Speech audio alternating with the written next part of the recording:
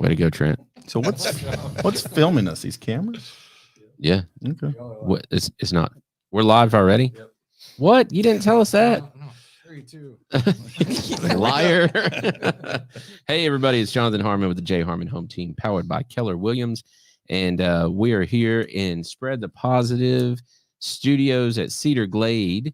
And my friend Trent's back there producing things and not telling us when he actually started the live. So how long have we been live now, Trent? 33 seconds. Oh, okay. That's not too bad. Do we have sound? Yes. Are you sure? Positive. Okay, great. Anyway, so I got to give Trent a little crap about that. But I've got two of my good friends here. I've got Mr. Tab Talbott of Gateway Title and Talbott Legal. Tab Talbott Esquire, as I like to call him. Tab, when are you just going to adopt it? Like I'm going to do a change.org or whatever it is. And I have a tough time with your suggestion. You've got a lot of good ideas, but I don't think that's a good one. But that's not one of them. A little old school for my taste. You worked hard for that. You did. Yeah, You yeah. did. Yeah, my Be proud. Doesn't impress my wife at all. Though, Oh, I'm sure it doesn't. Or your kids probably, right? Yeah. And then my buddy Charles Stevens over here. How you doing, man? It's doing well. It's been a little bit since I've hung out with you. Yep. But one of my oldest clients, not in age, but in longevity as far as our working relationship goes. We were just talking about that. I think it was the 4th house that I ever listed was y'all's house. And also one of the first investors that I got to work with and kind of help form some strategy and identify some good properties and that kind of thing. So long relationship there. And I appreciated that. I mean, over time, I reach out from time to time and just talk to you and say, what do you think about now? Yeah, exactly. Exactly. Is this a good idea? Is this a bad idea? Well, it depends. It's usually the answer, right? Well, it's a good deal or not. You just have to know the difference and be able to ask the right people the right questions. That's right. That's it. And positioning, timing is everything. So what we're going to talk about today, and I love this topic with you guys specifically. And we're gonna kind of take a few twists and turns with this, but real estate investing as a means of retirement planning and savings.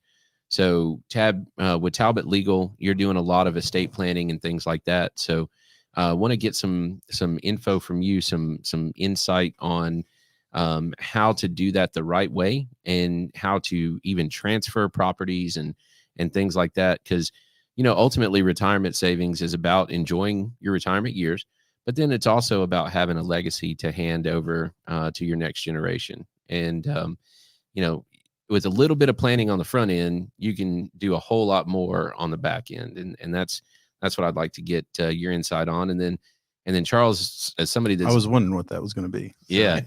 As someone that's doing it, what is it? How do you think through it? How do you identify a property? How do you calculate rents? I had that question from some folks. Like, where do you go just to figure out what do you rent a place for? And those are some good questions for us to start with. So, let's just jump in and Charles, let's start with your story as far as why you decided that you wanted to acquire and accumulate some properties for rental. Because real estate investing is a broad topic. There's lots and lots of different ways you can go with it. There's people that flip houses, there's people that buy and hold and rent them out. There's people that buy commercial, there's people that buy residential, there's people that land speculate. I mean, there's lots and lots of different ways to invest in real estate. You chose kind of the old steady buy and hold, let's rent some houses out. Why? Well, I'll tell you, the biggest challenge is thinking about it. So to background, was in the military for several years, didn't save a lot of money during that process. I mean, military people don't make a ton, raising a family, something going down that path. So you get out of the military, come home, get a job, then you have to jumpstart the process. So some of the things I thought about is going through there and, had a family, ended up with an extra house, you'd say, going through a divorce and bought a house and then getting remarried. And so you've got this extra house. What am I going to do with this? Is now a good time? Where are you at in your life? All of those questions kind of come up.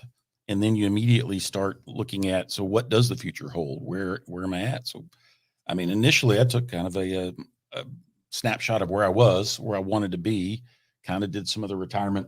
I didn't meet anybody or go see anybody, but I read enough books, magazines. I can't read a book, I fall asleep. So I have to read magazines, read a magazine, figure that out. And then says, okay, if I can make it work, I started with one and rented that. And then through some life events, I come into some money. And then one of those, I says, I don't need this today. If I keep it, I'm going to spend it on something frivolous. So let me put it to work. And that's how we kind of got started with that process of understanding what it looks like. Where can I go? Come talk with you. Somebody's kind of emerging in that market to understand. And the big picture is just how can I get to where I wanted to be from where I'm at today. And one of those things, and we'll talk about it, is using other people's money for your benefit. For sure. So, when you talk about saving and working towards retirement, Tab, you can kind of chime in on this. There's so many different things you can do. I mean, people will buy and hold properties. They'll, everything from buying an insurance policy that has a return on it to, investing in the stock market, mutual funds, Roth IRA. I mean, there's just gazillions of different ways to work towards retirement. What, from your perspective, from a legal perspective, is there a benefit of one over the other? Is real estate a beneficial thing as opposed to stock market investing, or does it matter? What do you think? Well, I'm not a financial planner, so I'm probably not the best one for that. But from a tax standpoint, there's really we all know these, or at least I hope we know these basic things about, a Roth, for example, right, is tax free. And then you have what, a 1031 exchange would be it's a deferred tax, right? We can talk about that. You have things that, reduces your income, like contributions for a 401k, that kind of thing. So, I know enough about that just to be dangerous. When I'm looking from an estate planning standpoint, we've got a lot of different assets. And so, I wouldn't want to say one is better over the other. I mean, I can speak from personal experience that, I've got 4 units that I have investment property, and it's strictly for retirement purposes for me. I mean, I'm in no, have no interest, those guys that call and text every day.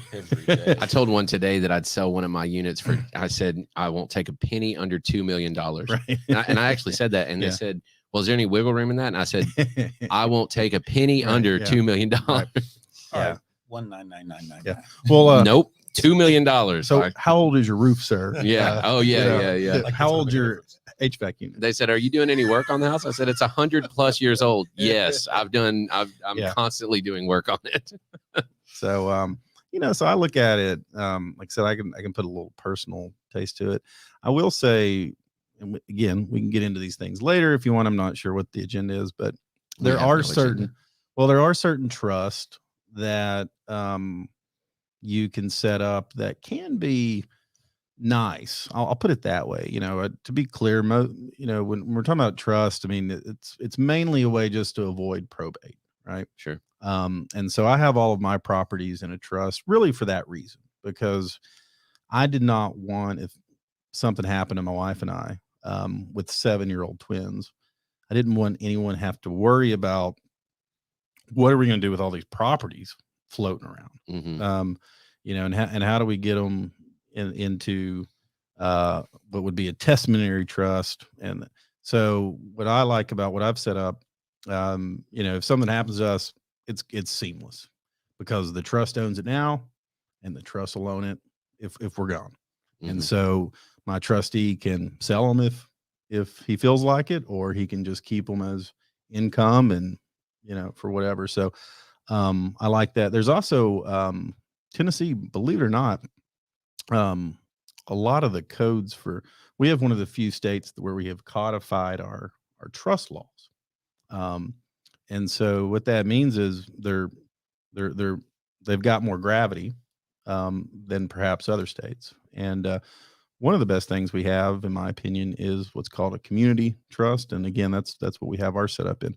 What's cool about that is you get an advantage on a step-up basis. So, and I'm sure you guys are familiar with that, but as you know now, if you were to die, right, and you have an asset, you get the advantage of that step-up basis. Your heirs do. So right? what that means is, just to make Yeah, sure everybody please, understands. yeah. So a step up basis is, I own a property and I bought it 7 years ago, Mhm. and I bought it at $100,000, and I sell it this year at $200,000. Then I've got $100,000 capital gain. That's correct. Assuming we didn't do depreciation, all that kind of stuff. That's correct. Simplify. Yep. So I've got $100,000 capital gain, and Mhm. I will have some tax liability on that if I sell it. Mhm. Okay, if I don't do a 1031 or some of these others. Right. Step up basis means if I don't sell it, but I Mhm. die, and my heir receives it at the point of my death, Yes. and it's worth $200,000 at the point of my death, Mhm. their starting number is not $100,000 where I acquired it. It's $200,000, which is where value. they acquired it. Which is correct. And so you get the same advantage of that with the trust, but one kind of little nuance. Again, not huge, but it's kind of nice to know. So let's say, again, trust that I have, something happens to me. Okay. But my wife, who wants nothing to do with The rental investment, right? So she says, well, I don't, And Charles is like, Right. yep. Okay. I don't want these anymore. Okay. I'm Mhm. selling. She gets the step up right there. Because Is the it time trust frame? acquired them, Mm-hmm. and then she acquired them at Yeah. Oh, Yeah. okay. So a little bit of advantage there that you get, some flexibility, that you wouldn't get that with a married couple, Mhm. because if that were to happen, and if I only had the asset in my name, and she were to keep it, well, obviously she were to keep it, but you wouldn't get that. It depends on how your heirs are set up, but it's a nice little nuance that you don't get. So I have a question. Yeah. You and your wife good? Because I just understood that she could knock you off. That's what I just read right in there. Yeah. Well, And we get really trust me, personal on Table Talk. if she wanted to knock me off, she would have done it much sooner. A than this. long time ago. Yeah. Yeah. I've given her many reasons. Like you, my wife wants nothing to do with Right. And that's fine, right? and it really is. And I don't want anything to do with the day-to-day either. I have he's a fraternity brother that I trust implicitly, who does this for a living, and So he he takes manages care of them for yeah, and I'm happy to pay him Mhm. each month, Because I'm the opposite. I Yeah. like to be involved. Right. And surprisingly enough, it's not that much work Mhm. if you do some of the normal standard The initial legwork. legwork and then Mhm. just monthly maintenance kind of things. Remembering asking questions of your tenants. Of Yeah. those, Yeah. And it tends to work to my advantage. For sure. So, Charles, let's go back. Why did you choose, of all the various things out there, why rentals specifically? So for me, I'll go back to, so I built houses when I was a kid. So I used to work for a construction company called R&O Construction, my brother-in-law. And I learned a lot about the houses, and I actually liked them. My grandfather owned properties in Franklin, Tennessee. And it's one of those things that I learned early. They never lose value. They may decrease in value for a moment, but they're a tangible asset that you can, as long as you take care of them, they will last for eons for the most part. Mhm. And that was one of those type items for me that I wanted that offset anything I had in say my 401k or Roth or, my other type investments. I mean, to me, it was almost diversification. I've got some money in stocks. I've got, your house 401, your own personal house. Then you've got your 401k. Those are all the things that you have from your normal life. This is one where even when you think about inflation and some other things that are just normal parts of life, you offset that. You can hedge your bets and maintain something that, again, goes back to, for me, is there a way that I can have people pay for my benefit? And Mhm. that was one of it, because I didn't have enough money to buy a business that I wanted to run. And Sure. which is the other way that a person makes good money. Right. Not working for another person or the man, I guess you might say. Yeah. So, one of the things in owning some rentals as well, and I also own a couple of Airbnbs. I know you wanted to ask some questions about that. We'll get into some of that, but one of the things that we always look at when we're trying to value, and this is sort of like using price per square foot as the way that you value a house. You can look at it, and it's important, and it's a good comparison. It's not the way that you necessarily value a house, but one of the things in rental property is cap rates. So do you guys look at cap rates? Is that something that you even really factor in? Yeah. So again, it's one of those things. Yeah. I'm not that sophisticated. Well, and a cap rate's super simple. So it basically says, what is your annual income on the property? And then you divide that by how much it costs. And then that gives you your rate of return on the income only. Right. And so what's important, you were talking about this, that you have an income side, but you also have an appreciation side. And here in the last year and a half, we've been enjoying tremendous appreciation on properties. We actually just pulled those numbers, August to August, and then again September to September. Rutherford County saw 27% appreciation, which is insane. Normal is like 4 year over year. Yeah. So anyway, that's what attracted me to the buy and hold, but it is different than flips, and flips provide a lot more cash as long as you don't buy dumb. But the flips also require a lot more effort, One of the questions that I get pretty often is when is a good time for me to invest? So we just talked about 27% appreciation, right? Well, you look at this and you say, okay, if I had bought last year and when prices were really high, it would look like a deal this year. Yeah. Right. So is it dumb to buy a rental property, in your opinion, today? You want to go first? I think dumb would be a strong word. I think back about when I started, and generally I think this is the case when after you do it a while, and this is not just with rental properties, things that you take risk on, maybe, or it seems like risk. You say, I should have done it sooner, right? Yes. Now, and I think about that, but I also try to be philosophical about it and say, perhaps I was not ready at that time either, right? Mm-hmm. And I did it when I was ready, and so I think that's the first question anybody has to ask is, are you ready? Because I always look at it, is this going to put me, I don't like stress. I am like, stress is poison to me. Okay. So hence why I've got like the guy that takes care of I don't want it. So anytime I look at anything that I do, I ask myself, how much stress is this going to add? If the answer is hardly any, I'm not going to lose sleep over if I can make the note, from month to month, that kind of thing. And then I trust that appreciation is going to occur, not always, but most likely, the numbers make sense. Then I would say go for it. Even in today's climate, I would say go for it. None of us know, right? I mean, I had the conversation today. I mean, who really knows? We could just be at the beginning of all this. Well, look at 2008, right? Everybody was riding high and everything was feeling great. Yeah. And the vast majority of people had no idea that we were on an edge of a cliff. That's correct. Right. And so maybe we are, maybe we aren't, there's arguments to be made both ways. I mean, in our little bubble of Middle Tennessee, it's a simple supply demand issue, right? But when is that going to solve? When is that going to rectify itself? And how does it rectify itself? Right. What does that look like? I think. I mean, they don't make more land for us to build on. Yeah. We can't just all of a sudden get an influx of lumber and labor. You know what I mean? And that's one of the reasons why I like Smyrna Murfreesboro area. To be honest with you, is that we are not building up.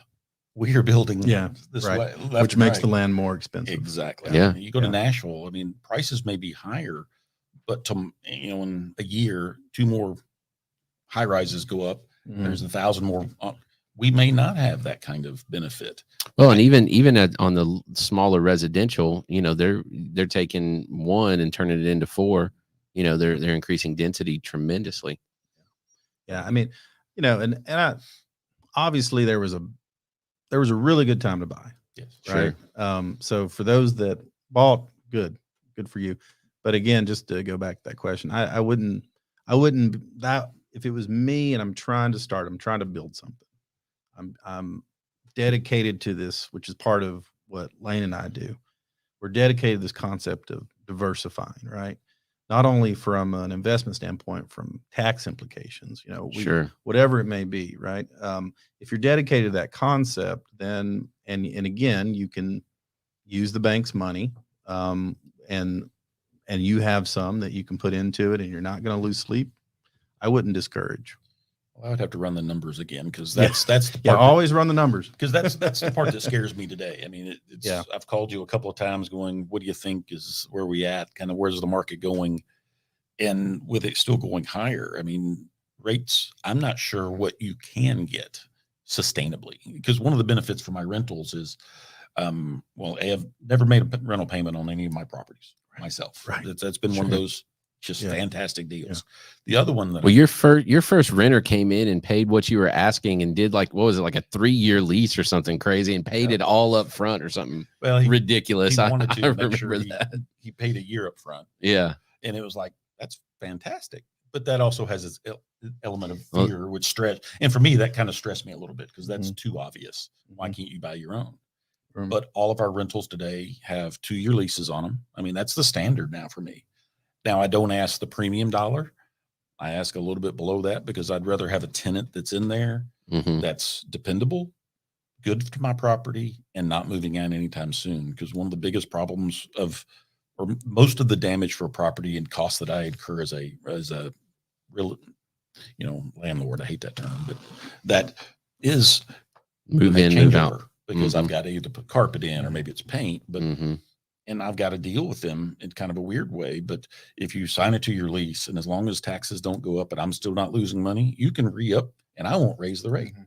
And it's one of those where I've kept one couple in there 7 years through Mhm. that process. And it's really kind of beneficial. And as long as I make a couple of bucks every month and can reinvest it, to your point, Mhm. no stress, easy for me, I go. So the problem with buying today, again, back to the question, and I know I ramble a little, but is your return is going to be Yeah. much longer. You're going to you're not looking at a 15-year payback kind of period. Mhm. It's really 20, 25 now. Well, and that goes back to Yeah. the cap rate issue as well.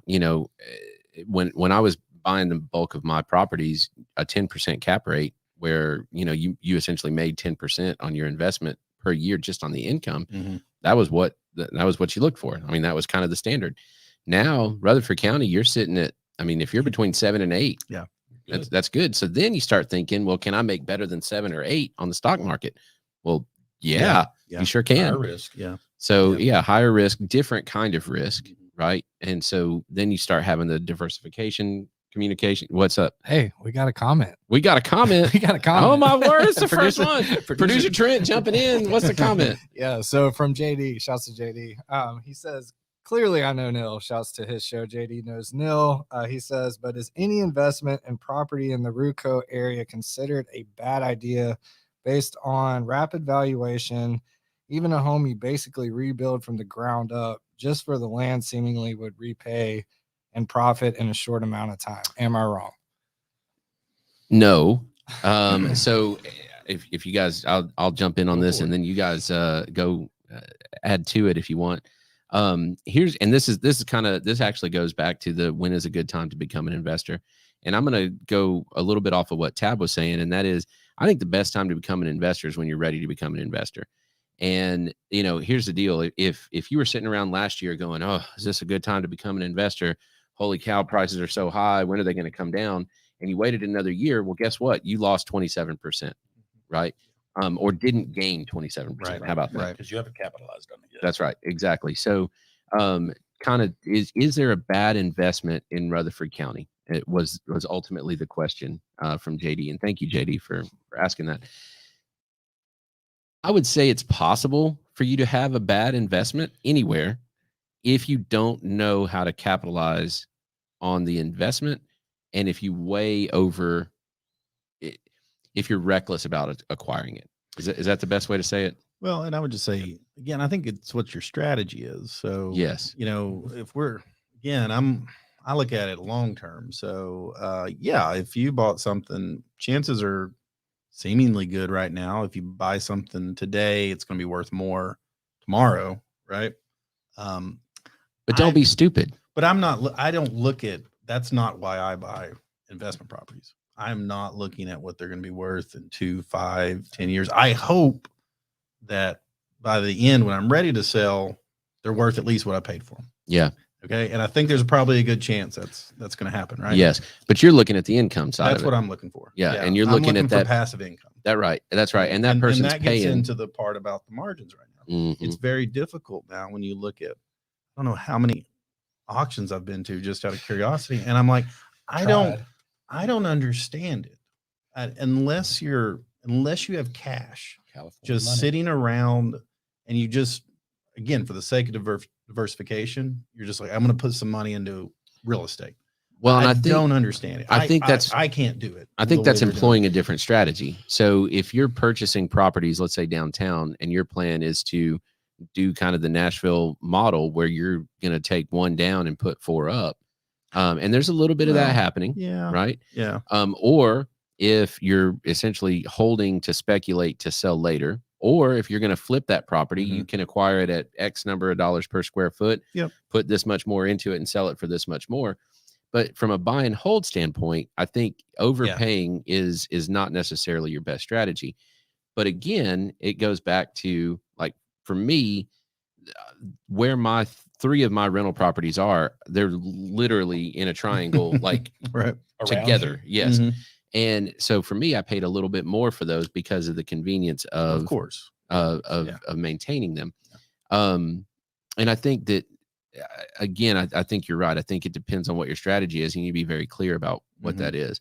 Is it a good idea that your mortgage on that property is $1,600 and the rent is $1,500? That's dumb. Concerning. Right. Yeah, that's dumb. Don't do that. Right. Your wife wouldn't like that. No. Even if she wasn't involved, she wouldn't like that. and because I'm not a handy person, flipping doesn't appeal to me. Right. There's a So- time commitment. Time is an asset Right. as well. It's a Absolutely. resource that you have. So Mhm. you have time and you have money. Right. And which one are you going Right. to use? Exactly. Yeah. I used to think that being near the interstate, fast access to 24 to go somewhere, it was a benefit to a location. I mean, you always hear people talking about location. And they talk about, and I think of that when I say that to a school or conveniences. I'm not so sure being close to the interstate is a benefit any longer based on the telecommuting. I don't think it is. I don't think it matters as much. At least, let's say, I think location is down to county at this point, right? Rutherford County is not the same as Coffee County. It's not the same as Bedford County. Not that any of them are bad. They're just not the same. Yeah. I would say it's more of an indirect benefit now. So, for example, we have a title office in Manchester. And the reason we invested in Manchester is because we feel like Coffee County it's a drive till you can buy scenario, right? Mm-hmm. So we think it's going to be a high growth. It's a good place to bet on the future. By the way, 27% appreciation September to September in Coffee County as well. There you go. See, so we got our girl Rachel down there. Yeah, and Rachel's killing it. She's tearing That's it right. up. And she works with our folks down there. And so that's how I think indirectly, you don't ignore that, right? Sure. Obviously, people can move down the interstate. Mhm. But yeah, I agree. Like whether here in town, what does it matter anymore? It doesn't matter. It's going to take you 10 minutes no matter where you're at, location. 10. Where do you live? Murfreesboro is 30 minutes from Murfreesboro. Where do you live, man? Yeah. I live close to the, You have a helicopter? close to the interstate. Trust me, that's kind of that old school model. So let's do this one real quick. What kind? You don't want to manage your properties. No. You do. If I had more time on the time, What's the difference? Yeah. If I had more time, or I wasn't trying to do what I'm doing, during the day, I'd be fine with that. It wouldn't bother me one bit. But that's not where I want to spend my time. So stick with me on this. I'm not insulting. Yeah. Do you think that's an excuse, or do you think that's a mindset? Do you think that, because the reality is you have time for whatever you want to have time for. Sure. I don't go to the gym because I don't have time, or because I don't prioritize it. Right. Or because you hate the gym. Yeah. Well, I don't like the gym. Or because you're just naturally gifted. And yeah. So, no, I think you're absolutely right. I've chosen that I don't want to deal with that. But for me, again, because a big motivator for me is less stress in life. Mm-hmm. Happy to pay the 8%, per unit that I pay my guy. I'm happy to do it. Doesn't bother me one bit. What about you? I Well, that's part of my growth savings plan. That's money I don't want to spend or give away to somebody else, especially those months when there's nothing going wrong. You talk to the tenant and it's like, oh, everything's going well, great. Electric bill is $100 a month, great. I appreciate the insulation you put in there last year, that kind of thing. And it's like, yeah, great. I screwed that up. I need to raise the rent. Yeah. I mean, if they're too happy, then it becomes sedentary. But that gives me an opportunity. Jonathan, when we talked about this originally, he gave me the skills to employ a good item, and part of that is to go to them and collect the rent. And what's interesting is that, while you're there, change the air filters, and because in a property you've got three major challenges. You've got your AC unit, you've got your roof, and then you've got anything that's connected to the water system. All of those things. So if I go to change the air filters myself and collect the rent, it puts me inside the property. I can do that look around. I can ask questions, do this, do that. Make sure they're upholding the terms of your lease, pets and smoking and whatever. Yeah, just all of those type things. And it makes it really simple and easy. And now over time, I've moved away from that for certain tenants, like that 6-year tenant. We went to Venmo and called it done because it was easy. Yeah. And you knew they were taking care of your property. Drop the filters off and when I'm round and be done. Well, let's last question, and this is just more of an open topic here. Just some tidbits or tips that you've accumulated. You've each bought. We're actually very similar in I guess so. doors and everything. That you've kind of run into over the years in acquisition, in management. You just hit on one with the go to the property. What are some other things that the aspiring or brand new landlords out there can look at? I'll start and say that one of the things that my wife, while she hates them, she is a good, alter ego for me. Some of these, because sometimes I do want to, add granite countertops when it's not needed, or this type of that or type. So it's good to have another person to bounce ideas off of, to understand. But one of her criteria, which I kind of appreciate, is, would I live in it? Yes. Would I be the person, if we lost everything, could you live there? And does that make you happy? And if that's the case, then it's a good rental for me. And that's kind of what we've also looked at when we go look at new properties. We've been to a couple of auctions. I don't know how the people do it either. It's silly and stupid. Yeah, that's a different philosophy than mine. For sure. The last two I've bought, I never looked at. I only trusted the property manager. Your guy, property manager. And I looked at the numbers, and the first time I saw him was when we went up to the wedding a few weeks ago. I said, I guess we should drive by and see what these houses look like, and I was surprised they were actually pretty nice. Yeah. Cuter than I realized. So, but that's a bit of that's my personality. I don't want to be involved. I'm a numbers guy, and as long as it's a pure investment for you. Absolutely. There's really no emotion at all. That'd be like you walking into a business that you own a stock in, like and judging the value of the stock. Right. I really don't care any more than that. And so it's a different way of looking at it. I'm kind of with you, and I'll tack onto that. So I definitely would I live there. That's a criteria for me. And I firmly believe that if you give somebody a nice place to live in, they're more likely to take care of it. If you give them a crap hole, they're going to treat it that way. Right. And I'd say 95% of the time that is held true for all of my rental properties. My big piece of advice is your philosophy is a little bit different on this. Because I want to manage my own properties, buy them close together. Keep them close together. And I know your strategy is slightly different on that as well. But I like them close so that it's easier for me to manage. I like them close. So 2 in Murfreesboro and 2 in Smyrna, they are close to each other, but I diversified. One of my fears in Smyrna was, what if Nissan, decides to pull out? What is that going to do to that economy? We know what it's going to do.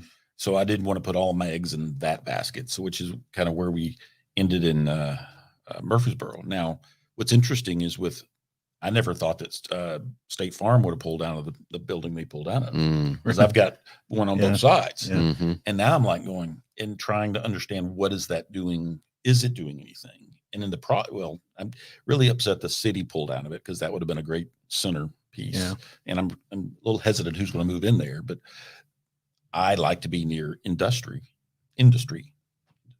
because I want people that are renting. We know, not say they're different caliber of people, but ultimately they're beginning, ties them to that piece of the community right. as so well. wherever they work, they're going to be more happy. So I mean, Mhm. a good school and some industry or jobs. So I think those two go to hand in hand. Bounce this one off of you. I was advised when I first got into it that buy small houses to rent, that the quote starter home always gives you an exit strategy. So if you need to sell it, you can always sell the starter home.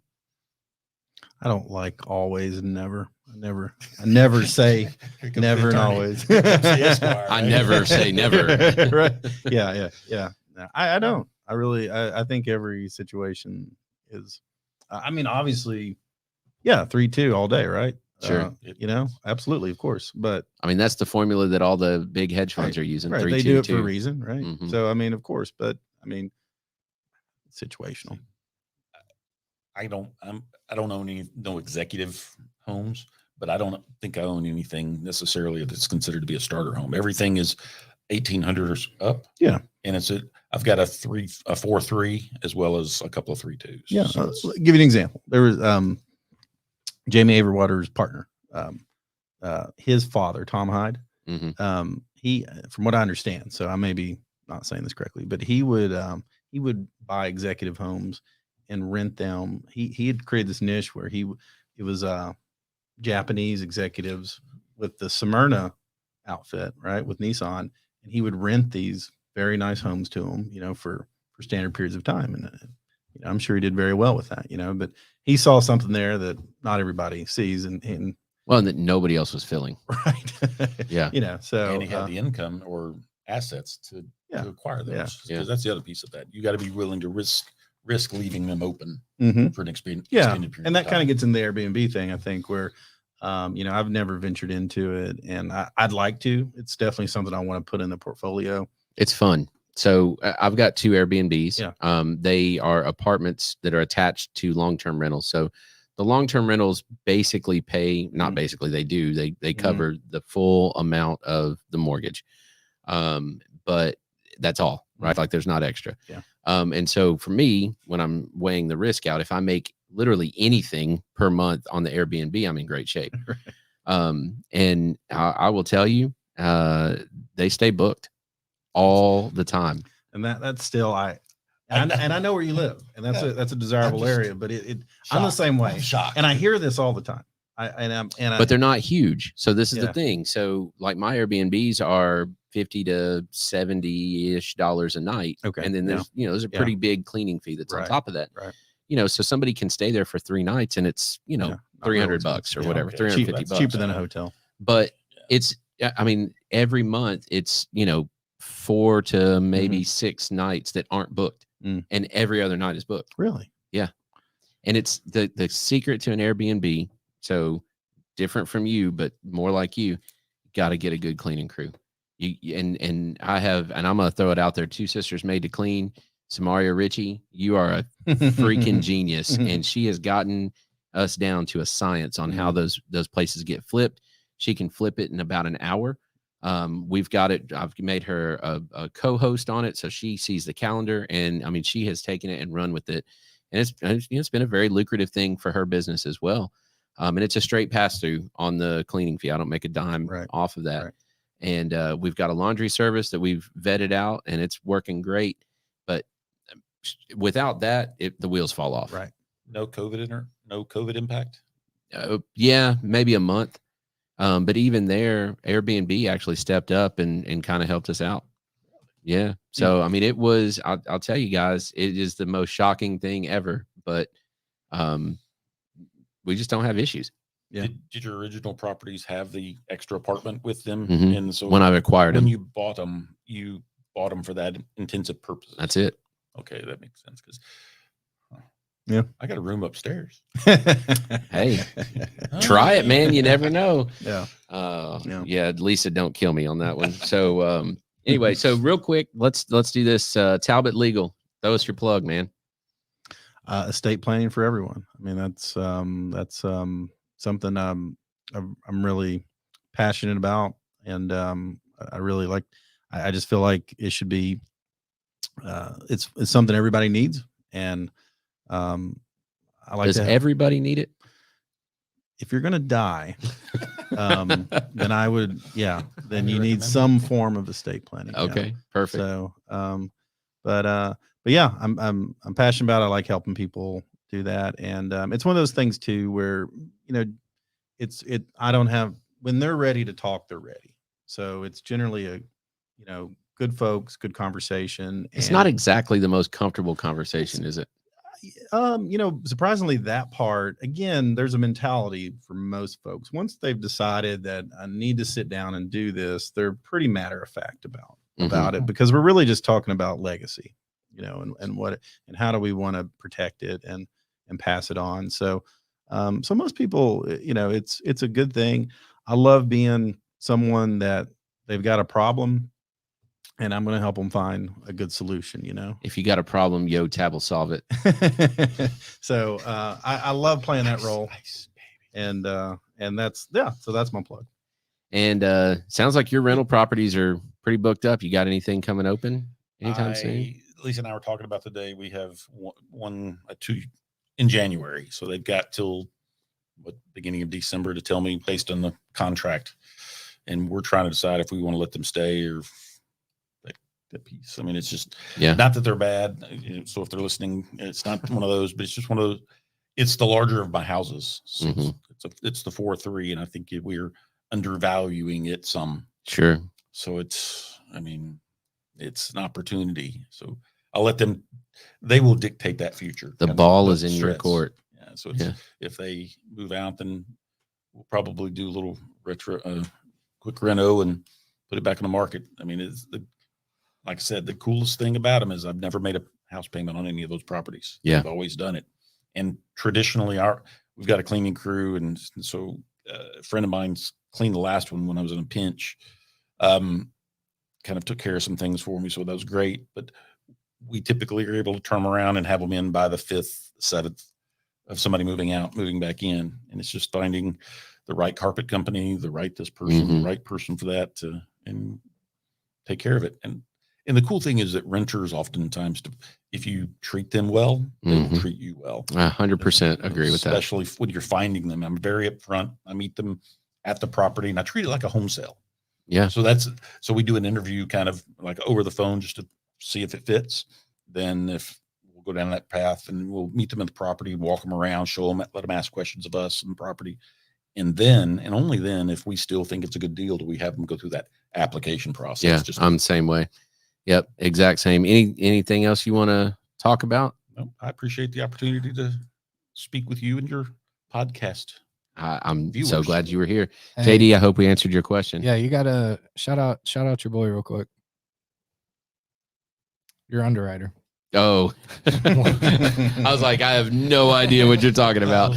Yeah. So, yes, thank you. So Brian Nail, if you're watching, and I hope that you are, Brian Nail has decided that he is going to help fund this show.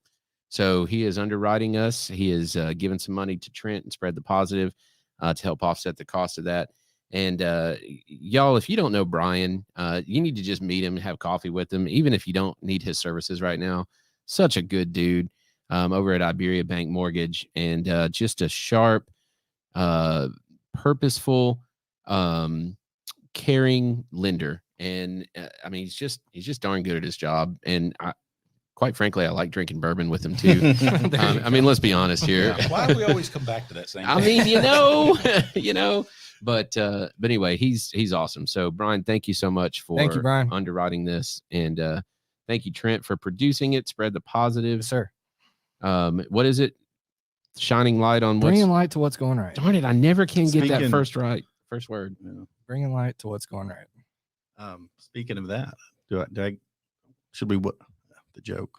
Oh, that's right. It's a Moth life. We've got to have the joke. All right. Moth? Yeah. So one of Tab's favorite jokes, and consequently one of my favorite jokes too, as well. Tab, tell us a joke. So if you've heard this, I'm sorry. because I won't do it justice. And if you haven't heard this, I've been I'm looking forward to sorry. this for like So- 2 weeks now.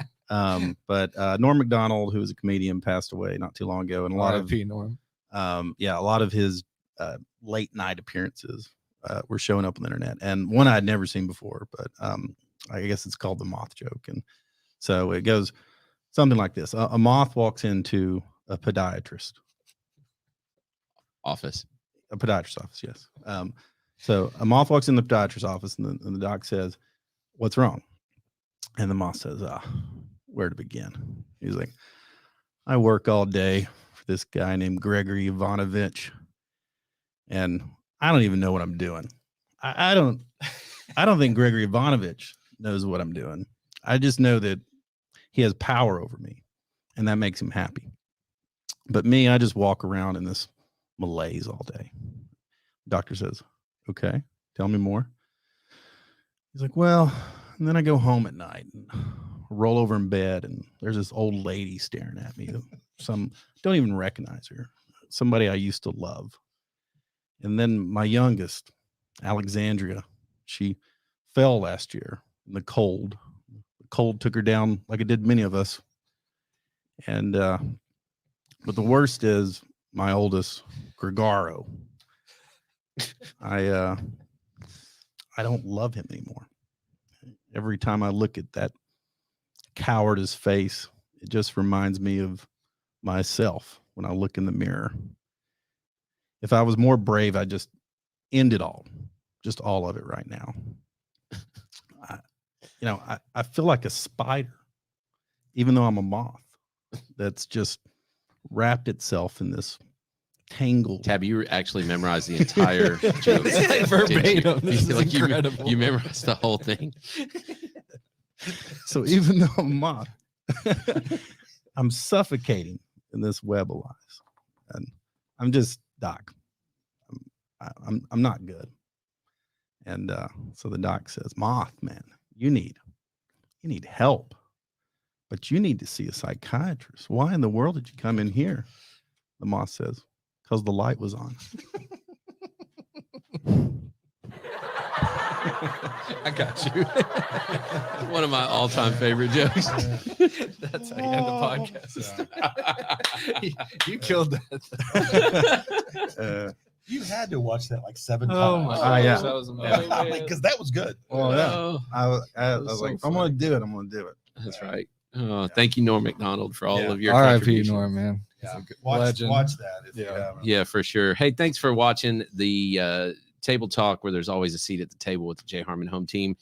Jonathan Harmon, J. Harmon Home Team's powered by Keller Williams. We got producer Trent over there, spread the positive. Thank you, Brian Nail. Again, I will mention you at the beginning next time as well. Now that I remember to do that, not a pro here. We got Tab Talbott with Talbott Legal and Gateway Title, and then my buddy Charles, who's got potentially maybe a couple of rental properties coming up in January. If you need more info on that, give me a shout and I'll get you guys connected. So thanks for watching. If you have any real estate questions, give us a shout. Thanks for having us. Thanks, Jim.